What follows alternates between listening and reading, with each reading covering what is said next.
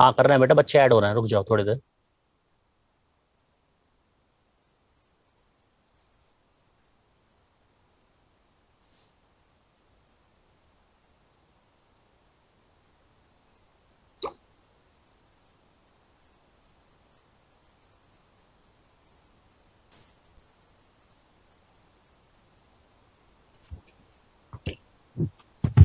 अब किसी को कोई दिक्कत है?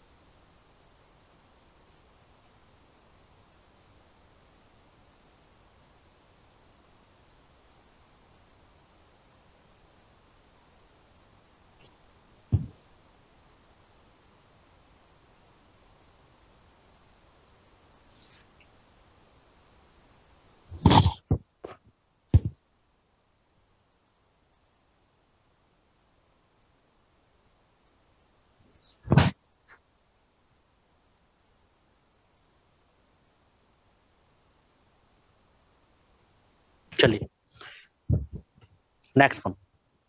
कल मैंने आपको एक पॉइंट लिखवा दिया था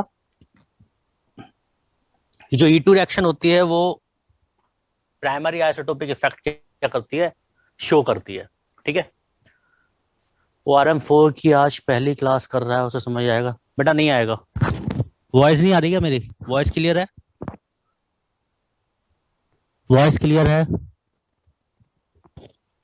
जयदेव मीना, वॉइस क्लियर बेटा बच्चों को? आपके नेट में कोई दिक्कत होगी?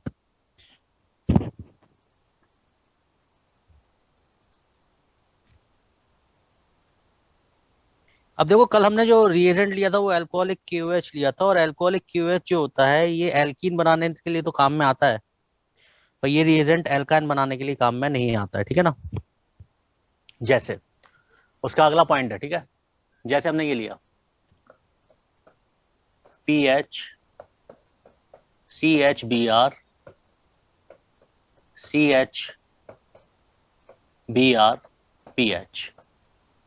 यदि हम इसकी रिएक्शन अल्कोहलिक KOH के साथ कराते हैं तो ध्यान दो, अल्कोहलिक KOH में अभी तक हो क्या रहा था? सब Br और H हट रहा था और बीच में क्या रहा था, डबल बॉन्ड आ रहा था।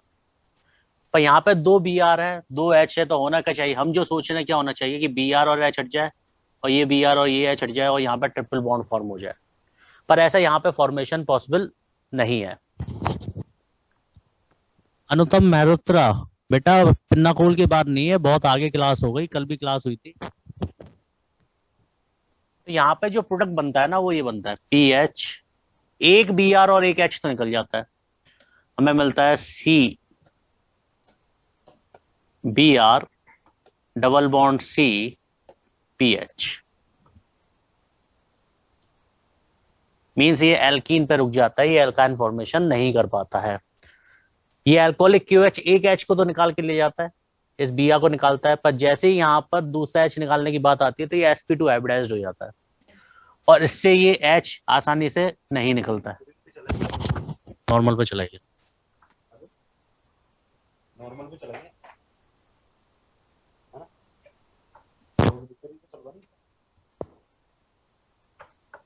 नहीं अगर सर मेरे साथ बच्चे कम नहीं थे, नहीं बच्चे ज्यादा है, रिकरिंग पे हो नहीं रही एक्चुअली, ऑफलाइन वाले हैं ना इसलिए। अच्छा वो ऑफलाइन के बच्चे हैं? कौन है? एक सेकंड।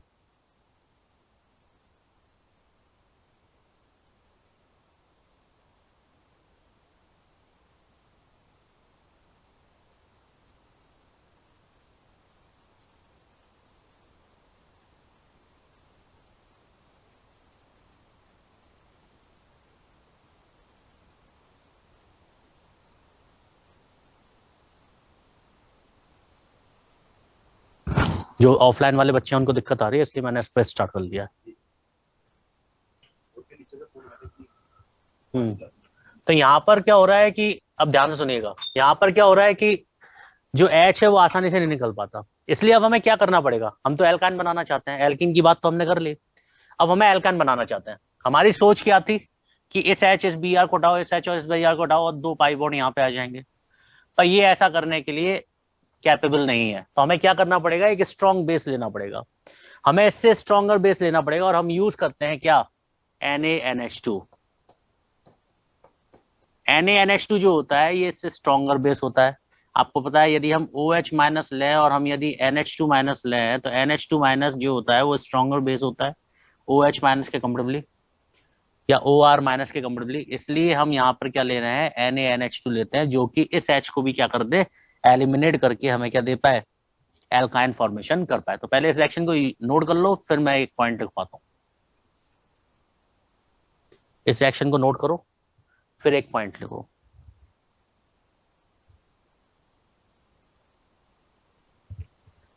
बोल रहा हूं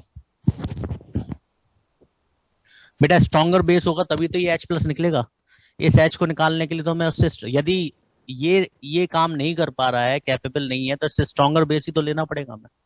लिखिए, alcoholic KOH is used, alcoholic KOH is used.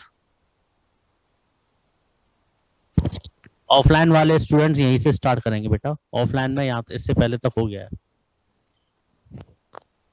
Alcoholic KOH is used for the preparation of alkene. Alcoholic KOH is used for the preparation of alkene. Full stop. Further elimination is tough. Further elimination is tough. So strong base. So strong base NaNH2. So strong base NaNH2 and heat is required. So strong base NaNH2 and heat is required. Full stop. Next line में लिखना, NaNH2 is a strong base. NaNH2 is a strong base. So it can be used for synthesis of alkyne. So it can be used for synthesis of alkyne. It can be used for synthesis of alkyne. ठीक है, अब ध्यान दीजिए, इसके नीचे लिख लेना general reaction क्या आएगी। यदि मैं ये ले लूं PH CHBr CHBr PH, और इसकी रिएक्शन मैं कर दूं किसके साथ बेटा, NaNH2, और इसको क्या करते हैं हम, हीट करते हैं, तो हमें मिल जाएगा PH C triple bond C।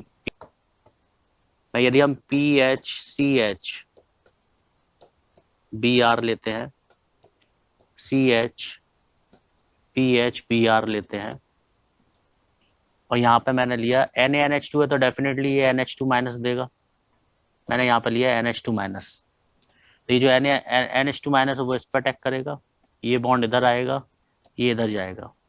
हम जानते हैं ये एंटी एलिमिनेशन होता है, तो यहाँ पे जो हमें एल्कीन मिलेगा वो हमें ये मिलेगा CPH, इस पर हमें H मिलेगा, इस पर हमें क्या मिलेगा, Br मिलेगा। ठीक है, फिर हमारे पास कौन आएगा, NH2 माइनस आएगा,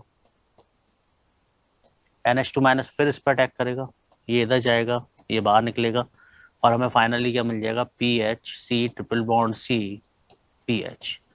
ये वाली स्टेप अल्कोहलिक KOH नहीं कर पाता, अल्कोहलिक KOH होता तो वो यहीं पर रुक जाता, क्योंकि इस वाले H को निकालने के लिए अल्कोहलिक KOH जो है वो क्या नहीं है, अल्कोहलिक KOH कैपेबल नहीं है, इसलिए हमें उससे स्ट्रॉन्गर बेस लेना पड़ेगा। ठीक है, तो जब भी हम एल्काइन फॉर्मेशन लेंगे तो एल्काइन फॉर्मेशन के लिए हम हमेशा स्ट्रॉन्गर बेस यूज करेंगे, अल्कोहलिक KOH से स्ट्रॉन्गर बेस हम क्या करेंगे, यूज करेंगे। चलो, एक खासियत और होती है, जो NaNH2 होता है कन्वर्ट्स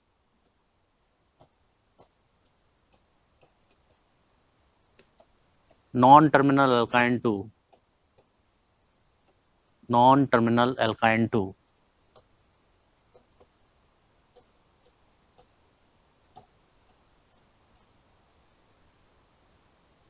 terminal alkyne। जो नॉन टर्मिनल अल्काइन होती है, सपोज यदि हमारे पास ये है CH3C ट्रिपल बॉन्ड CH3, और यदि हम NaNH2 ले लें तो ये कन्वर्ट हो जाता है CH3CH2C ट्रिपल बॉन्ड CH में। तो ये नॉन टर्मिनल अल्काइन को टर्मिनल अल्काइन में कन्वर्ट कर देता है। कैसे करता है बताता हूँ अभी।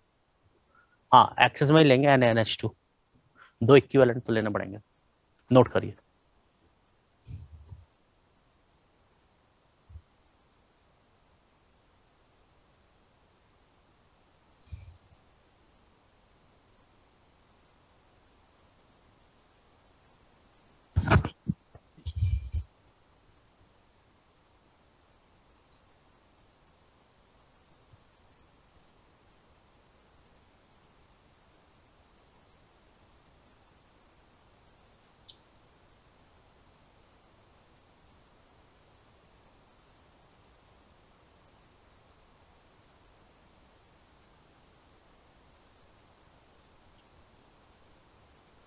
NaNH2 के मैकेनिज्म में हमने स्टार्टिंग प्रोडक्ट में स्टीरियो मेंशन की ही नहीं है, तो सिन और एंटी कैसे बना दिया आपने।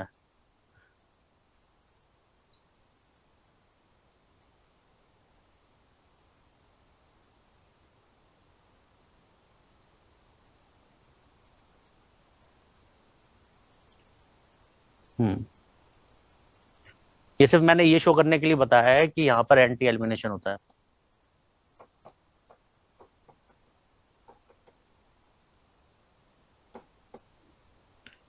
और दूसरी स्टेप में हम सिन एलिमिनेशन भी कर सकते हैं, दूसरी स्टेप में हम एंटी भी, पर एंटी जो होता है वो बेटर होता है। बट टर्मिनल अल्काइन तो रिएक्शन कर लेगा ना। हाँ बताऊंगा ना, अभी मैकेनिज्म बता रहा हूँ इसका।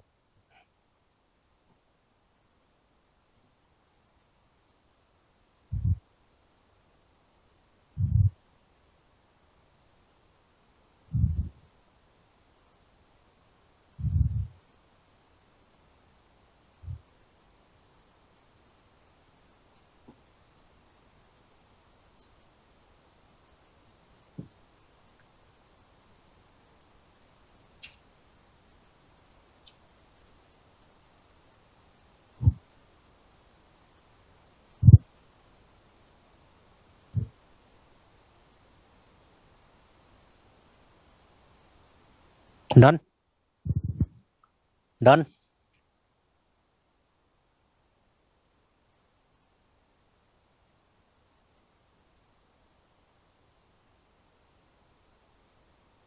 चलो आगे।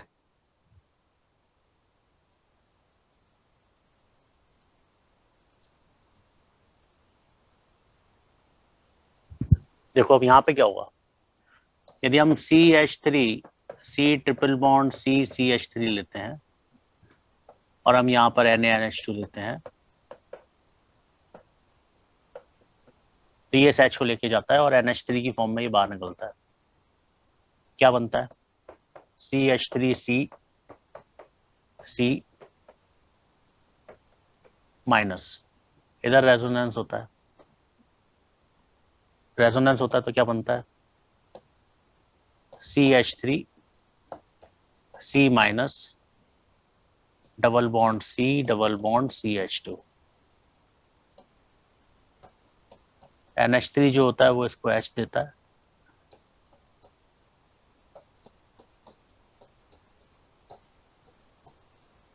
ये बनता है। फिर NH2 माइनस आता है, वो फिर इस H को लेके जाता है,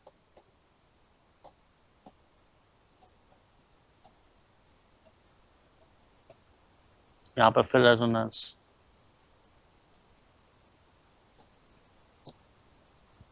क्या बना? CH3C सी एच नेगेटिव,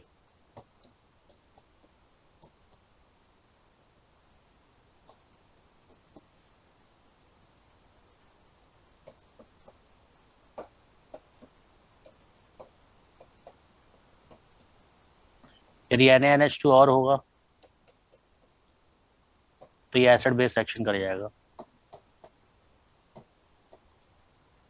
तो ऑप्शन में देख लेना क्या दे रहा है, यदि ये भी बनवा रहा है तो ये भी सही है, और ये दे रहा है तो ये भी सही। तो यहाँ पे देखो, ये नॉन टर्मिनल अल्काइन जो होता है ये टर्मिनल अल्काइन में क्या हो जाता है, कन्वर्ट हो जाता है। ठीक है,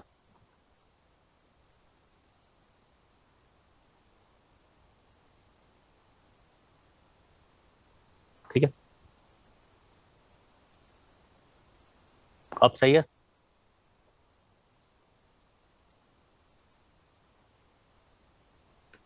मैकेनिज्म इंपॉर्टेंट नहीं है, रिजल्ट याद रखो। पर ये है कि ये नॉन टर्मिनल अल्काइन को किस में कन्वर्ट कर देता है, टर्मिनल अल्काइन में कन्वर्ट कर देता है।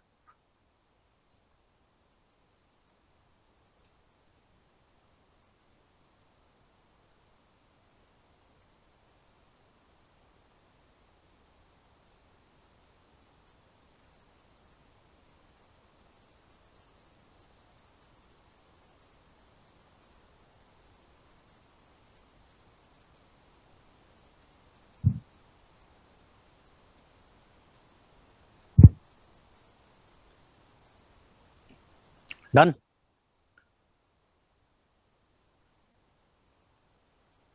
डन।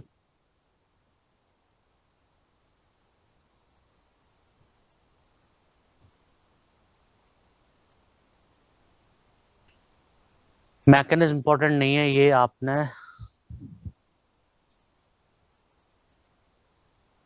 ORM3 तो पूरा डिस्कस हो गया ना शायद।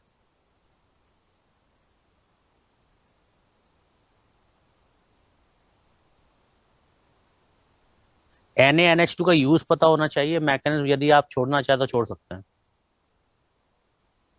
चलिए, अब मैं कुछ क्वेश्चंस लिख रहा हूं।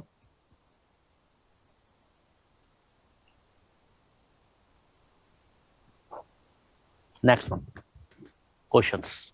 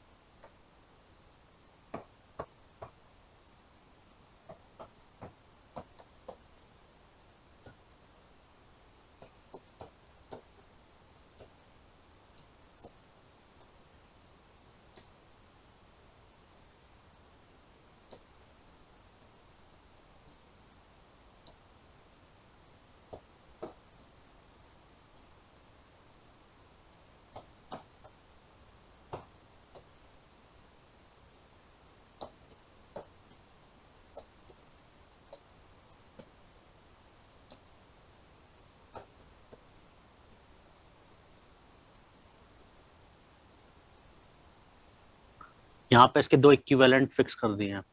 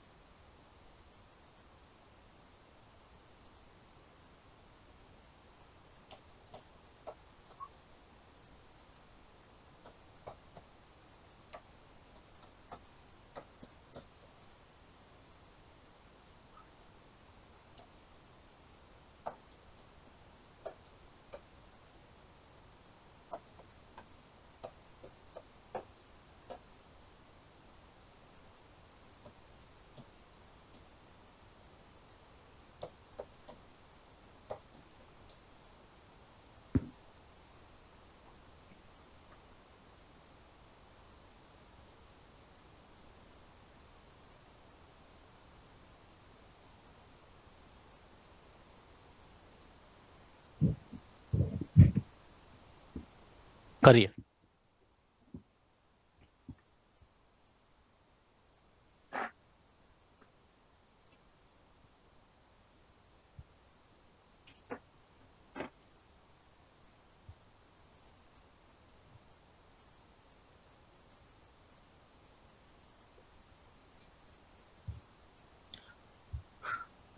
ऑफलाइन में तो शायद पूरा डिस्कशन हो चुका। ORM 3 नहीं हुआ। ऑनलाइन में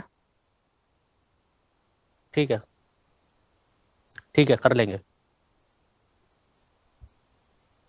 आप लोगों ने बना लिया?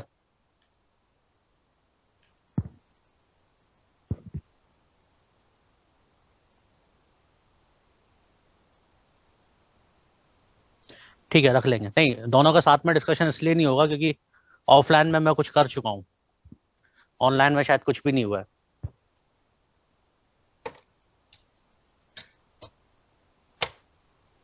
रख लेंगे, परेशान मत हो।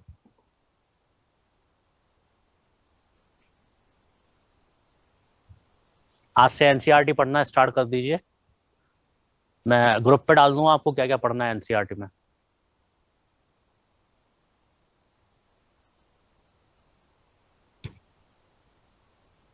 चलो, करें डिस्कस हो गया हो तो।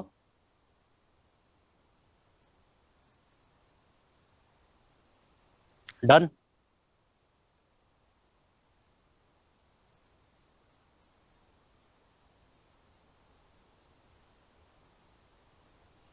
बेटा मैं स्टूडियो में पढ़ा रहा हूँ,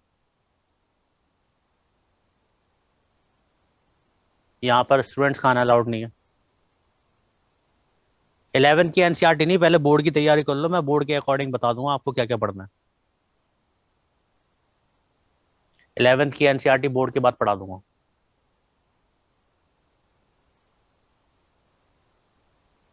आपको कौन कौन से पेजेस पढ़ने हैं मैं आज डाल दूंगा एनसीईआरटी के।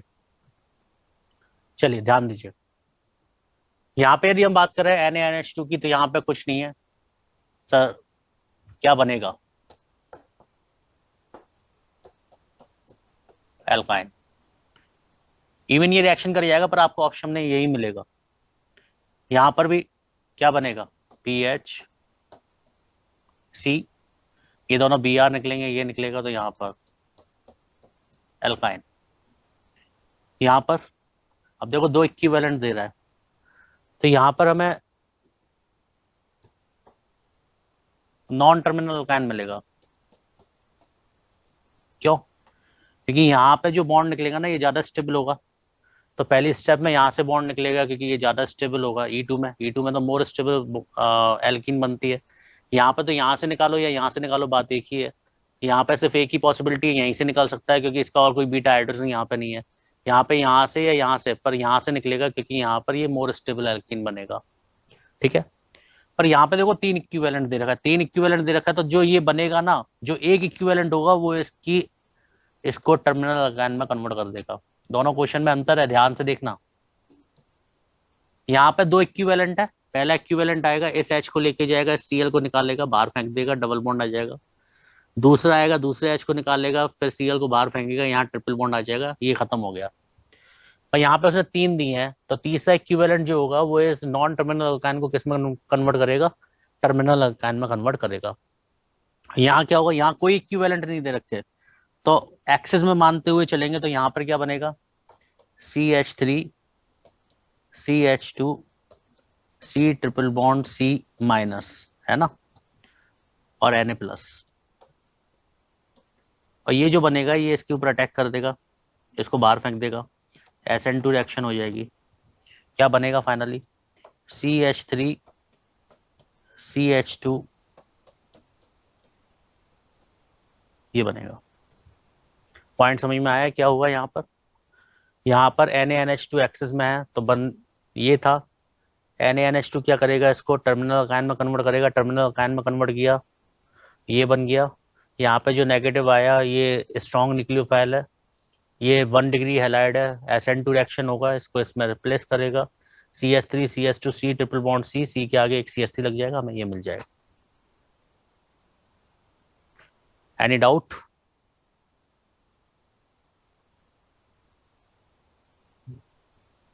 फोर्थ में देखो पहले ये बनेगा, यदि ये दो इक्विवेलेंट होते तो यही बनता। ये दोनों क्वेश्चन एक ही है, कोई अंतर नहीं है, बस अंतर क्या है, यहाँ पे दो इक्विवेलेंट है, यहाँ पे तीन इक्विवेलेंट है। तो दो इक्विवेलेंट तो हमें एल्काइन फॉर्मेशन काम करने का काम करेगा, पर जो एक इक्विवेलेंट है वो इस नॉन टर्मिनल को किस में कन्वर्ट करेगा, टर्मिनल अल्काइन में कन्वर्ट करेगा। नहीं,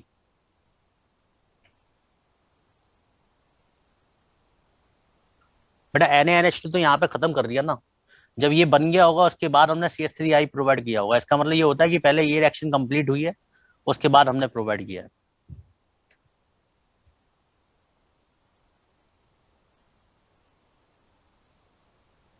ठीक है, डन। चलो आगे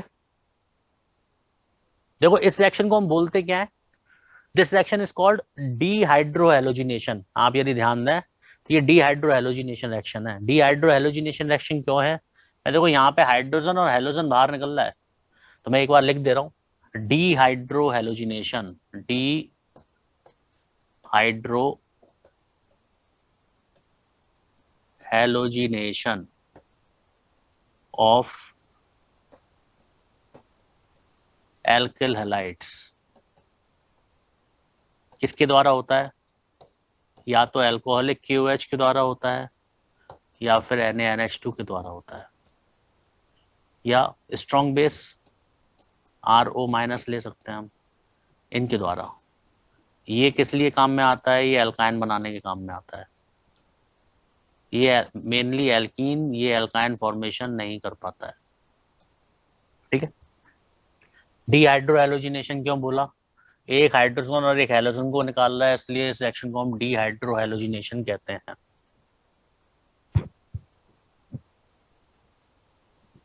बेटा दो इक्विवेलेंट नहीं चाहिए, एक ही इक्विवेलेंट चाहिए।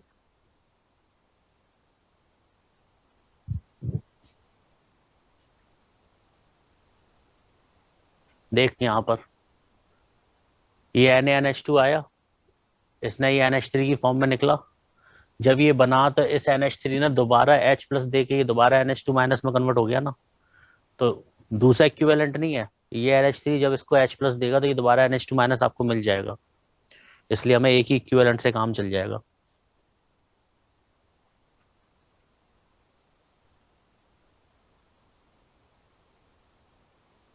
हाँ, H और Cl निकले तो उसको डीहाइड्रोहेलोजिनेशन बोलते हैं, दोनों हेलोजन निकले तो उसको डीहेलोजिनेशन बोलते हैं। तो नाम सिंपल है, नाम पे जाइए। नेक्स्ट रिएक्शन,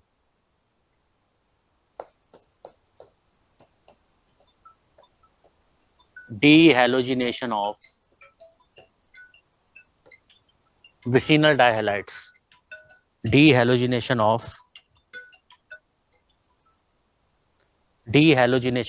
थोड़ा बड़ा लिख दे रहा हूं, शायद दिक्कत हो रही है आप लोगों को।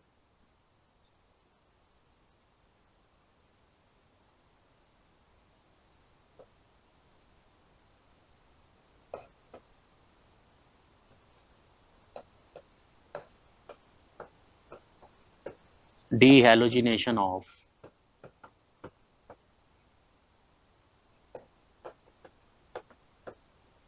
Vicinal dihalides, dehalogenation of vicinal डाइहैलाइड्स। देखो विसिनल डाइहैलाइड्स क्या होते हैं, दो टर्म्स होते हैं, एक जैमाइनल और एक विसिनल। विसिनल का मतलब होता है अगल बगल में एक्स का होना, विसिनल का मतलब अगल बगल में एक्स का होना। लास्ट स्लाइड अब दिखाऊंगा, पहले से सुन लो। यदि हम ये ले लें RCHX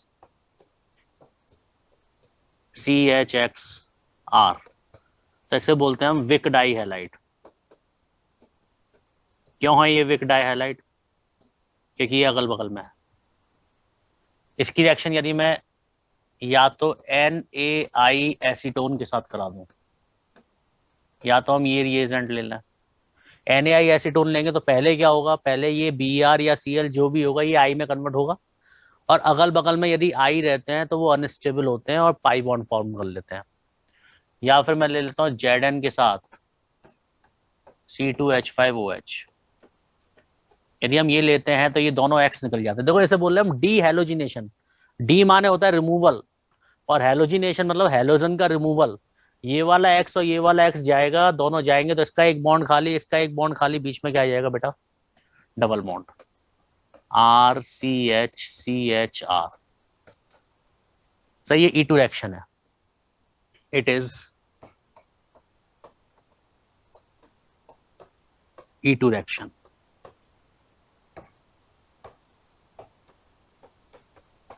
anti elimination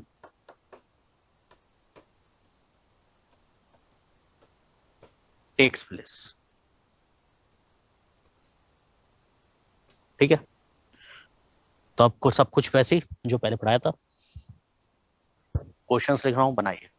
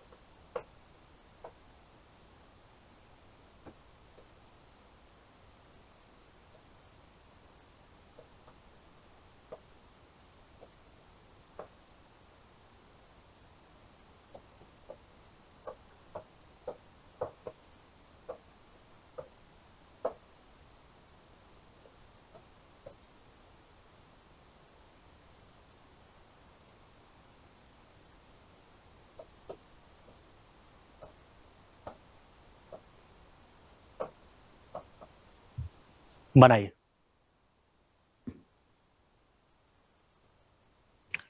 die halide से पहले लिखा है डाई हैलाइड विक, विसिनल का मतलब VIC, विक डाई हैलाइड। यहां पर डबल बॉन्ड क्यों बना, अरे नालायक, यहां से एक एक्स और यहां से एक एक्स जाएगा तो बीच में डबल बॉन्ड ही तो आएगा, एक एक वैलेंसी तो फ्री हो रही है। एलिमिनेशन है तो एलिमिनेशन में डबल बॉन्ड ही तो बनेगा।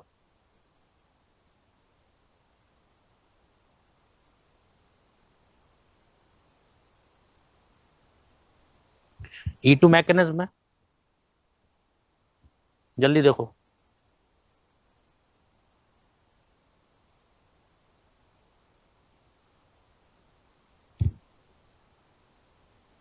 अगर रिएजेंट में हम लोग NaNH2 लेते तो एल्काइन बन जाता, हाँ बन जाता। यदि रिएजेंट में हम NaNH2 लेते तो एल्काइन बन जाता। नहीं, इसकी मैकेनिज्म नहीं करा रहा, जरूरत ही नहीं है। OR- से एल्काइन नहीं बनता, OR- लेते तो ये एल्कीन पर रुक जाता। एल्काइन बनाने के लिए हमें NH2- या उससे भी स्ट्रॉन्गर बेस लेना पड़ेगा। OR- एल्काइन नहीं बना पाता।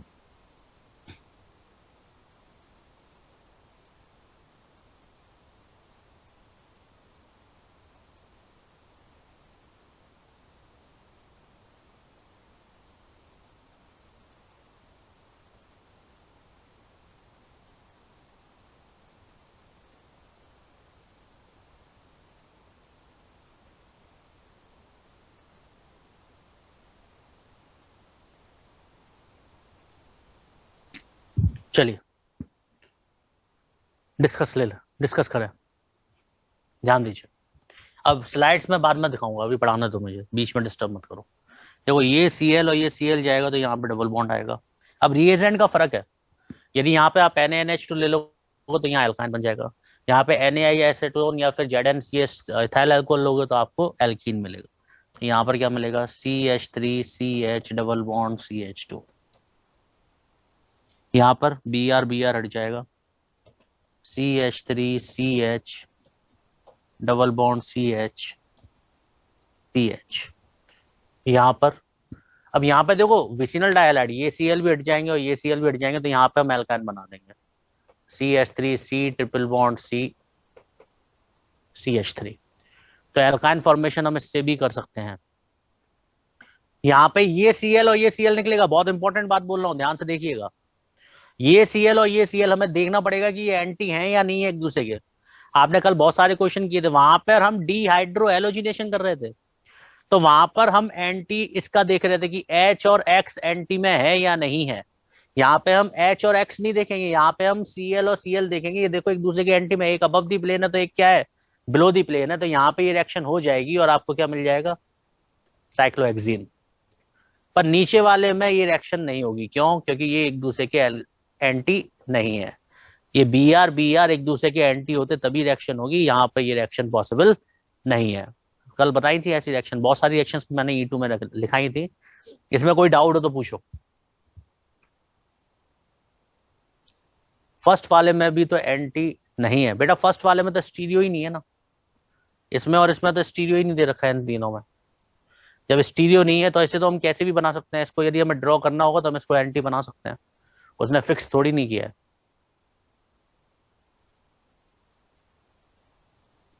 और वैसे भी ये सिंगल बॉन्ड है, single bond can be rotated. Fifth में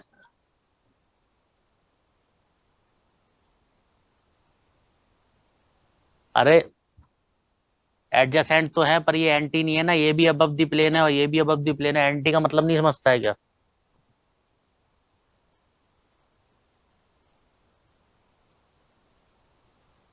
ZnETUH एल्काइन नहीं बना रहा, यहाँ पे ये Cl निकले, ये Cl निकलेगा तो एक पाई बॉन्ड आएगा।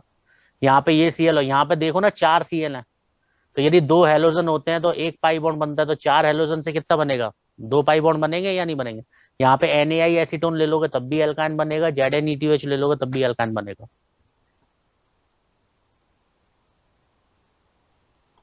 यदि थर्ड में लिमिटेड लोगे, वैसे लिमिटेड का क्वेश्चन आएगा नहीं इसमें, लिमिटेड लेंगे तो एल्कीन पे रुक जाएगा। एंटी का होना जरूरी है, तभी तो एंटी एलिमिनेशन बोल रहे हैं इसको। एंटी एलिमिनेशन में जो एलिमिनेट होने वाले ग्रुप्स होते हैं उनका एंटी में होना जरूरी है, यदि वहां पर रेस्ट्रिक्टेड कॉन्फ़िगरेशन है तो।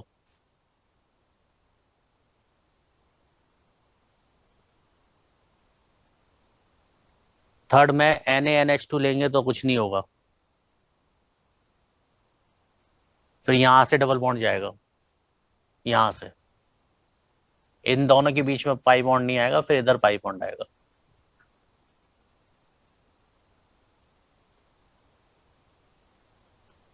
मैंने एक इक्विवेलेंट्स लिखे ही नहीं है, ZnETUH के नीचे यदि इक्विवेलेंट नहीं लिखे हुए हैं तो इसका मतलब वो एक्सेस में है।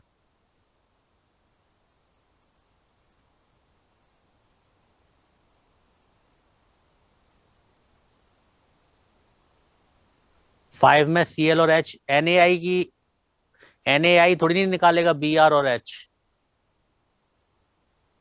आपने NaNH2 थोड़ी नहीं लिया कि आप कंफ्यूज हो रहे हो। ये किस काम आते हैं, ये दोनों किस काम आते हैं, ये हमेशा डी एलोजिनेशन के काम आते हैं, कभी भी हाइड्रो एलोजिनेशन नहीं करेंगे।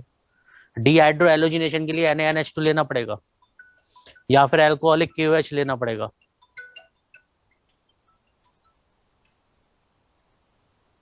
चलिए नेक्स्ट।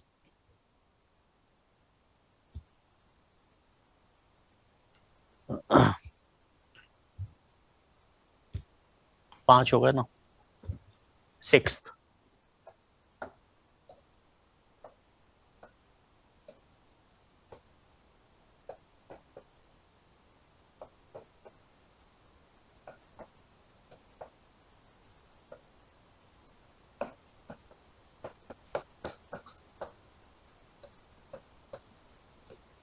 करिए।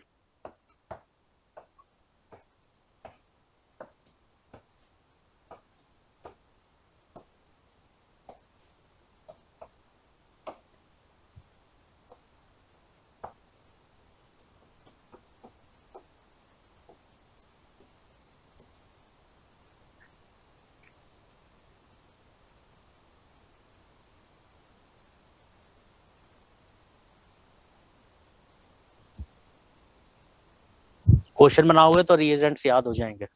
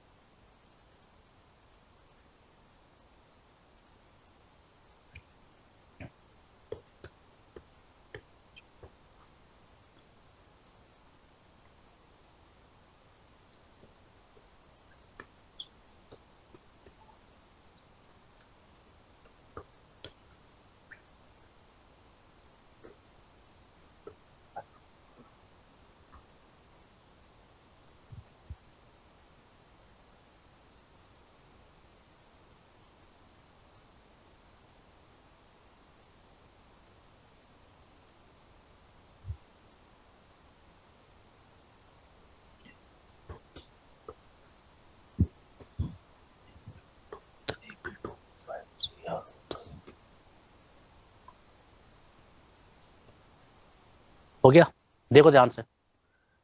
अब बच्चों के दिमाग में ये रहता है कि ये दोनों एक साइड है तो ये रिएक्शन नहीं होगी। नहीं, यहाँ हो जाएगी। क्यों? क्योंकि यहाँ पे सिंगल बॉन्ड है, इसको हम रोटेट कर सकते हैं। तो वही कॉन्सेप्ट, यहाँ पे Cl Cl एक साइड है तो ये सीधा। हम यहाँ पर एंटी कराते हैं। एंटी का मतलब उल्टा, सीधे का उल्टा ट्रांस मिलेगा। तो यहाँ पे हमें क्या मिलेगा? CH3 C double bond C CH3HH। ठीक है। यहाँ पे क्या होगा? ये ऑलरेडी उल्टा है, Cl और Cl। ये हम एंटी कराते हैं, उल्टा, उल्टे का उल्टा सीधा।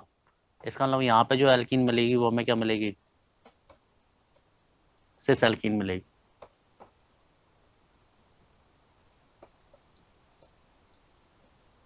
ठीक है। हाँ, कल सेम बात बताया था, सही बात है। और यहाँ पे ये ध्यान देना, यहाँ पे हम H और Cl को नहीं देखेंगे, यहाँ Cl Cl को देखेंगे। कल हम H और Cl को देख रहे थे कि कल हम डीहाइड्रो हेलोजिनेशन पढ़ रहे थे, आज हम क्या पढ़ रहे हैं? हेलोजिनेशन, डी हेलोजिनेशन पढ़ रहे हैं।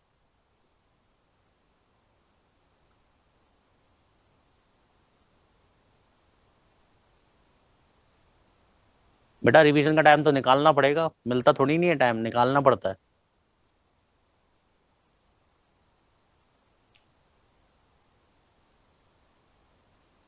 जो ग्रुप एलिमिनेट होंगे उनके, हाँ सही बात है, जो ग्रुप एलिमिनेट होते हैं उन्हीं को हम एंटी देखते हैं। जिनको निकालना होता है उन्हीं को हम देखते हैं कि कौन एंटी है। डन। चलो आगे।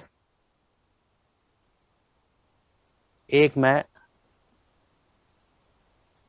रिएक्शन क्यों कराई, ये नहीं आया, नालायक है ना तू। कल का नहीं पढ़ा था क्या? ये रोटेशन नहीं हो सकता इसमें। हम इसमें मैं Cl को यहाँ ले जा सकता हूँ, H को यहाँ ला सकता हूँ, CH3 को यहाँ ला सकता हूँ। ये फिक्स थोड़ी नहीं होता है। रिंग में और यहाँ पे अंतर है, रिंग में हम रोटेट नहीं कर सकते।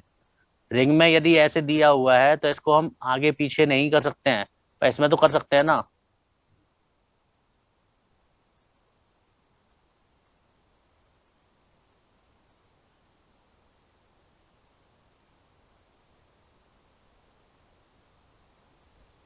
Next one.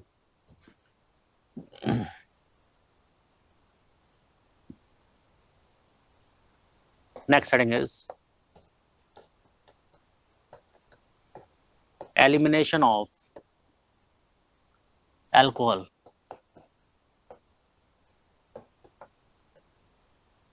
Elimination of alcohols.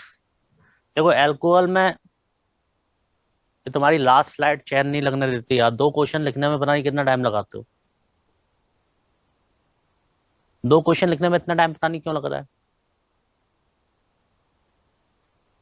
Done.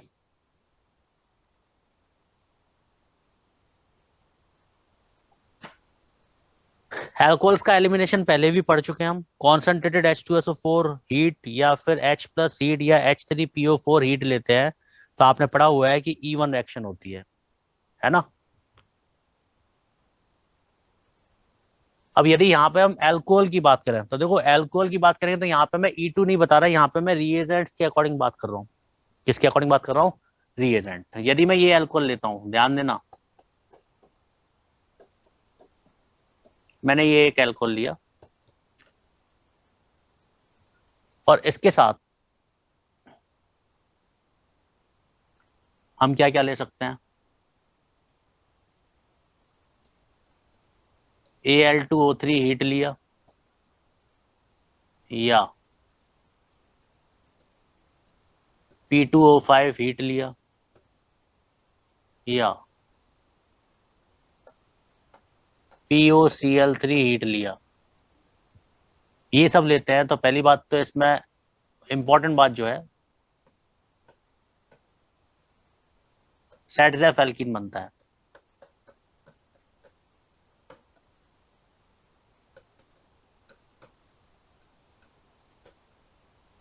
Cr2O3 भी ले सकते हैं, Cr2O3 heat. No carbocation formation, no rearrangement. ठीक है। यदि हम TiO2 हीट लेते हैं, थोरियम का ऑक्साइड लेते हैं, या टंगस्टन का लेते हैं WO3 हीट, तो बेटा हॉफमैन एल्कीन बनती है।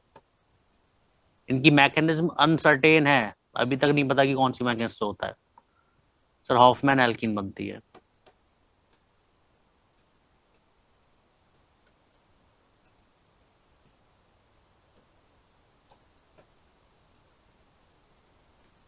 नो कार्बोकैटायन फॉर्मेशन,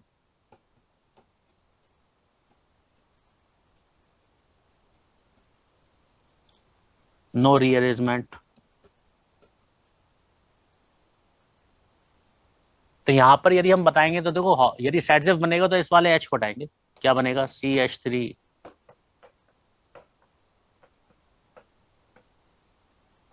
और यदि हम हॉफमैन बनाएंगे तो इस वाले H को हटाएंगे, क्या बनेगा? CH3CH2, CH double bond CH2। ठीक है। तो रिएजेंट याद रखना है और ये याद रखना है कि रिएजेंट याद रखना है और ये याद रखना है कि कौन सी एल्कीन बनेगी।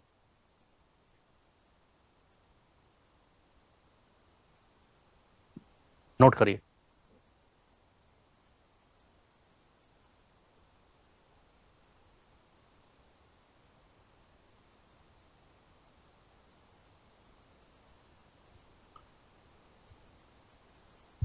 Al2O3 है, P2O5 है, POCl3 है, Cr2O3 है, और यहाँ पे THO2 है और WO3 है।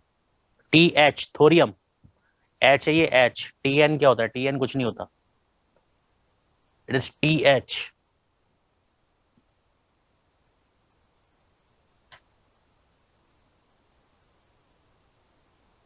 थोरियम का ऑक्साइड है THO2। या यहाँ पे तो बहुत बड़ा दिखाई देता है, पर हो सकता है मोबाइल में छोटा दिखाई देता हो।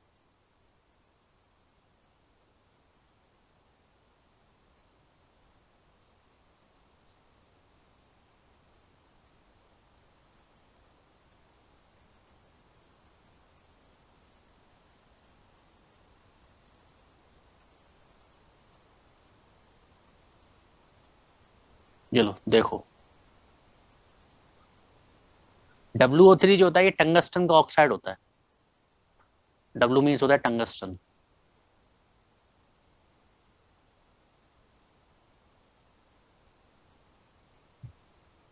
WO3 is a oxide of tungsten.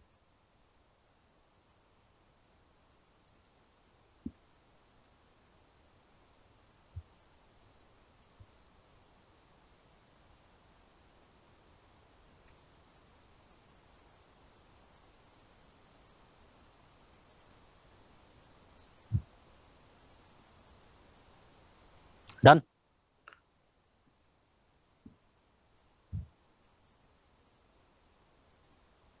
Next one,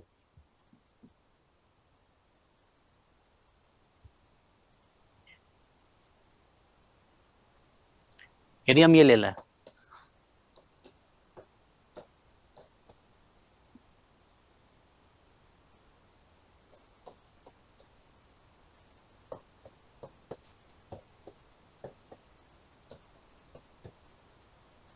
और इनको मैं अलग अलग रिएजेंट्स दे दूं, मैंने लिया कॉन्सेंट्रेटेड H2SO4, मैंने लिया Al2O3 और मैंने लिया, बनाइए,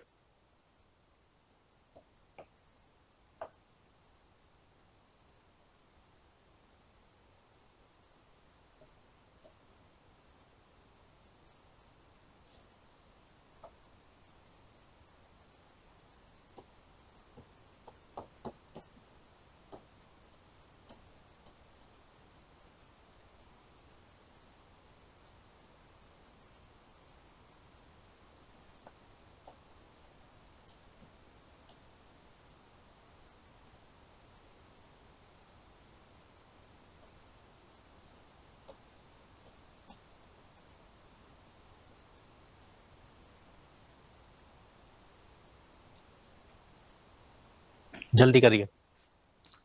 कंसंट्रेटेड H2SO4 वाले में रीअरेंजमेंट होगा, इस बात का ध्यान रखना, क्योंकि वो इवन रिएक्शन है।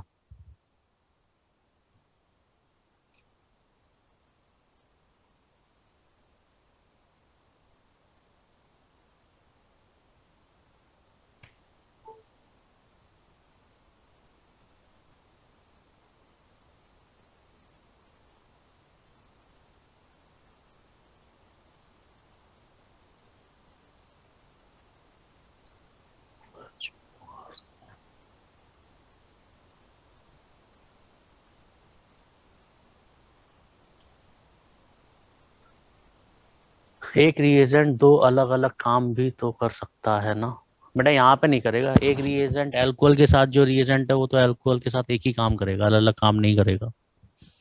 हाँ, अलग अलग सबस्ट्रेट के साथ अलग अलग काम कर सकता है।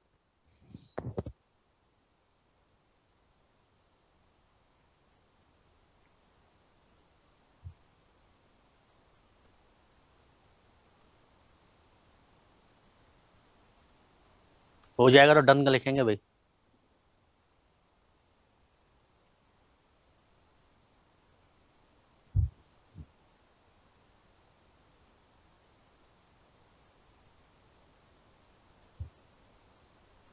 चलिए ध्यान दीजिए, कॉन्सेंट्रेटेड H2SO4 यहाँ पे क्या आएगा, प्लस आएगा, यहाँ प्लस आएगा, रीअरेंजमेंट होगा, हाइड्राइड शिफ्ट होगा, यहाँ पे प्लस आएगा और फिर एल्कीन बनेगा। तो जो एल्कीन बनेगा वो क्या बनेगा, PHC CH3 double bond CH3 Al2O3, ये भी सेट एल्कीन देगा, पर यहाँ पर रीअरेंजमेंट नहीं होगा, यहीं से सोचना पड़ेगा, डेफिनेटली यहीं पे डबल बॉन्ड आएगा, क्योंकि सेट एल्कीन पीएच के साथ कॉन्जुगेशन आएगा, इसलिए यही एल्कीन आएगा।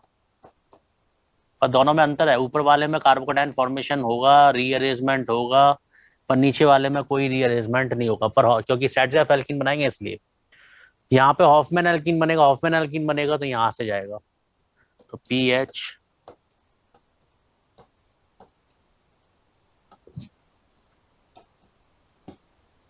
ये बनेगा।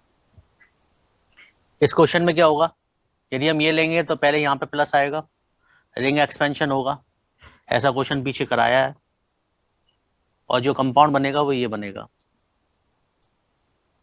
क्योंकि यहाँ पर रिंग एक्सपेंशन होगा। ठीक है, P2O5 लेंगे तो सीधे सीधे सेट एल्कीन मिलेगा, यहाँ पे कोई रिंग एक्सपेंशन नहीं होगा, क्योंकि कार्बोकेटाइन फॉर्मेशन ही नहीं होगा, पर सेट एल्कीन है तो हमें ये मिलेगा, और यहाँ पे हॉफमैन एल्कीन है तो हमें ये मिलेगा।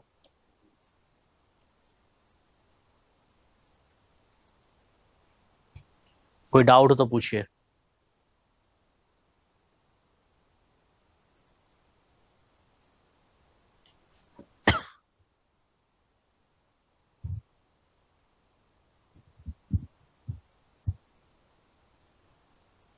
Any doubt?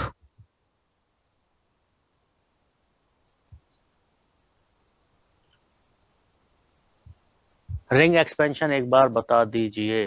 फर्स्ट के लास्ट में सी का 3 बॉन्ड ही है, फर्स्ट के लास्ट में। अरे तो यहाँ पे एच होगा ना यार, एच थोड़ी नहीं बनाऊंगा यहाँ पे। पता नहीं कैसे ऑर्गेनिक खत्म होने वाली है और अब ये पढ़ रहे हो। कौन से फर्स्ट के लास्ट में, कौन से में 3 बॉन्ड ही है?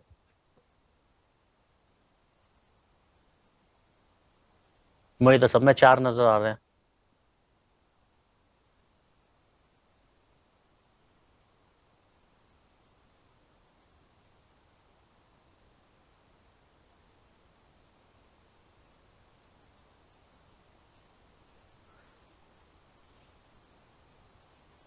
फर्स्ट का बी।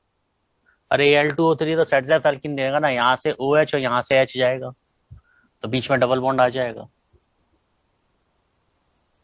और कोई डाउट? रिंग एक्सपेंशन बता दूं, यहाँ से ये बनेगा। अभी तक तुम यदि रिंग एक्सपेंशन ही पूछ रहे हो तो कैसे काम चलेगा यार। ये यहाँ जाएगा, देखो 6 मेंबर रिंग बनेगी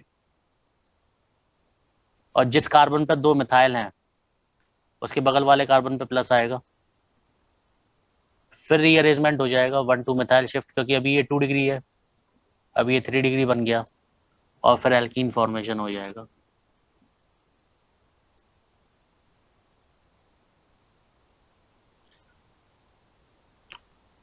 ठीक है, नेक्स्ट ORM3 का डिस्कशन नेक्स्ट क्लास में करेंगे।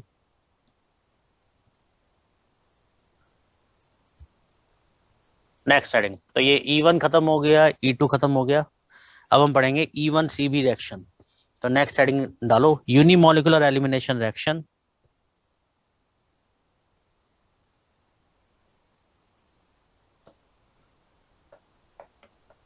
यूनिमोलिकुलर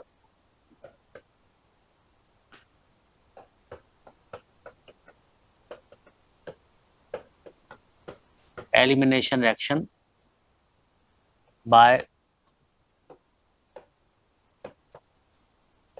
कॉन्जुगेट बेस, इसको बोलते हैं बेटा E1CB रिएक्शन।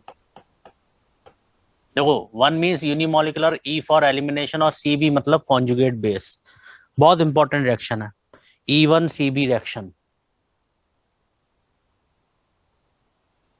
मैंने पहले ही बताया कि Al2O3 वाले की मैकेनिज्म नहीं पता है, अभी तक अनसर्टेन है।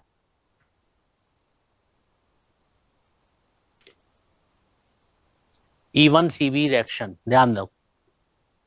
देखो अभी तक हम 3 रिएक्शन पढ़ चुके हैं। हमने पढ़ा है E1, हमने पढ़ा है E2, नोट नहीं करना है, ये मैं समझा रहा हूं बस।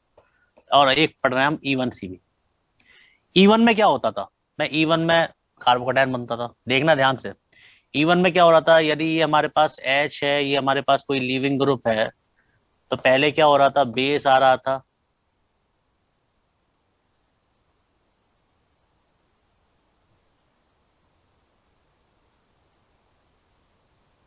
E1 में क्या हो रहा था, पहले क्या हो रहा था, ये X बाहर निकल रहा था, X बाहर निकल रहा था तो यहाँ पे कार्बोकेटायन बनना था, और ये H बाद में बाहर निकल रहा था। E2 में क्या हुआ, E2 में ये दोनों साथ साथ बाहर निकले, ये H और ये X दोनों साथ साथ बाहर निकले। E1CB में क्या होता है, E1CB में पहले ये H बाहर निकलता है और बाद में ये X बाहर निकलता है। ध्यान देना, पहली रिएक्शन होने के लिए हमने बेस वीक लिया था, आपको ध्यान हो तो हमने वीक बेस लिए थे, जिससे कि पहली स्टेप में इस पर रिएक्शन ना हो, पहले लीविंग ग्रुप बाहर निकले, कार्बोकेटायन बने। दूसरी में हमने क्या लिया था, स्ट्रॉन्ग बेस लिया था, जिससे कि ये बाहर निकले और साथ ही साथ लीविंग ग्रुप भी अच्छा होना चाहिए, दोनों एक साथ बाहर निकले। अब यदि हमें ऐसे रोकना है और इसे बाहर निकालना है तो बेस अच्छा होना चाहिए, ये एसिडिक होना चाहिए। ये हाइड्रोजन जितना ज्यादा एसिडिक होगा, इसकी बेस के साथ रिएक्शन उतनी ही ज्यादा जल्दी होगी और ये उतनी जल्दी बाहर निकलेगा। तो इस रिएक्शन में इसको पहले बाहर निकालते हैं और इसको बाद में बाहर निकालते हैं, तो तीनों मैकेनिज्म अलग अलग हैं। E1 में कौन पहले जा रहा था, लीविंग ग्रुप बाहर जा रहा था, कार्बोकेटायन बनना था। E2 में कौन पहले बाहर जाएगा, सर दोनों साथ साथ बाहर जाते हैं। E1CB में कौन पहले बाहर जाएगा, H बाहर जाता है, जिससे कि यहाँ पे कॉन्जुगेट बेस बनता है और बाद में इसको बाहर निकालता है। तो इस रिएक्शन में कॉन्जुगेट बेस बनता है। तो तीनों स्टेप अलग अलग। तो पहली बात ये होगी कब, हम कैसे पहचानेंगे कि ये रिएक्शन होगी। मैं सर कैसे पहचानेंगे, इसको पहचानने के लिए हमें कंडीशन देखनी पड़ेगी कि इसके लिए क्या कंडीशन है। तो पहली बात है कंडीशन की।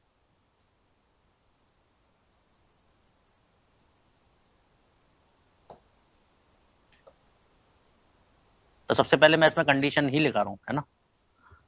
कंडीशन क्या होनी चाहिए, कंडीशन बहुत इंपॉर्टेंट है भाई, ये दिमाग में रखना। कंडीशन, मैंने कहा यहां पे EWG प्रेजेंट होना चाहिए।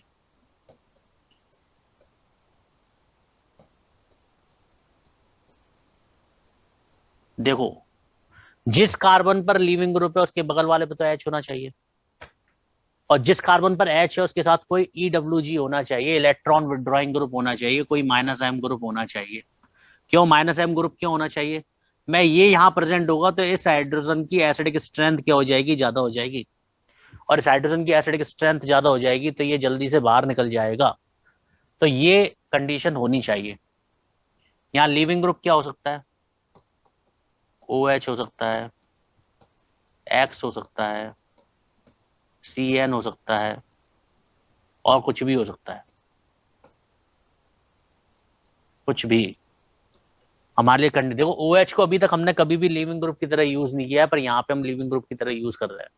आपको पहले बताया गया था कि OH की रिएक्शन होने के लिए हमें एसिडिक मीडियम चाहिए, पर इस रिएक्शन में हमें एसिडिक मीडियम की कोई आवश्यकता नहीं है, तो लीविंग ग्रुप यहाँ पे कुछ भी हो सकता है।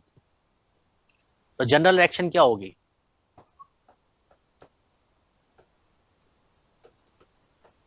जनरल रिएक्शन, तो यहाँ पर EWG, C, यहाँ पर H, C, यहाँ पर Lg। यदि हम यहाँ पर कोई बेस लेते हैं तो यहाँ से H और Lg बाहर निकल जाता है, और हमें EWG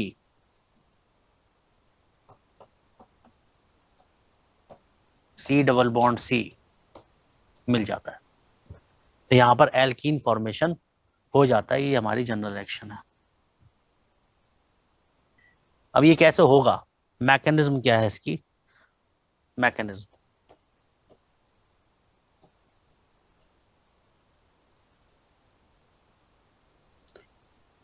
ध्यान दें। सर हमने लिया EWG, CH, CLG।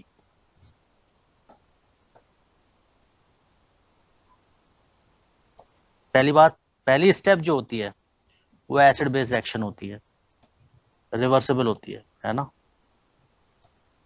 बेस आता है और बेस इस पर अटैक करता है। जब इस पर अटैक करेगा तो क्या बनेगा, हमें मिलेगा EWG C नेगेटिव,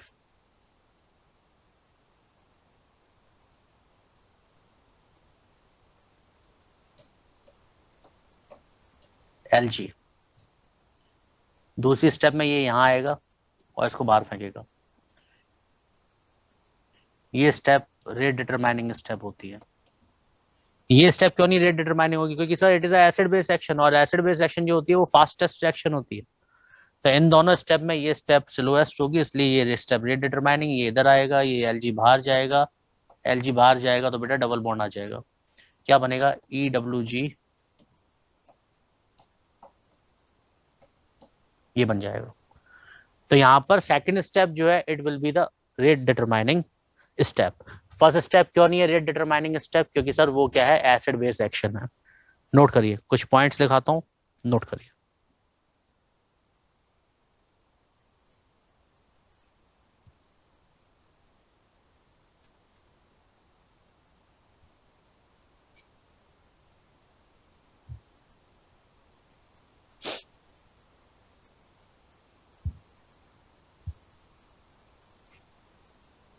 इसके पॉइंट्स लिखा के फिर छोड़ दूंगा। अच्छा, 6 13 हुए पॉइंट्स, कल कल लिखाऊंगा, ठीक है। एनसीईआरटी के पेजेस आज मैं इस पर डाल दूंगा ग्रुप पे।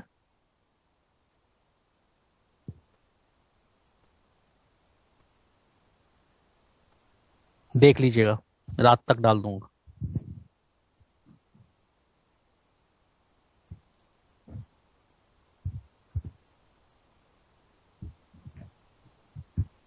हाँ लीव कर सकते हैं, हो गया तो लीव कर सकते हैं।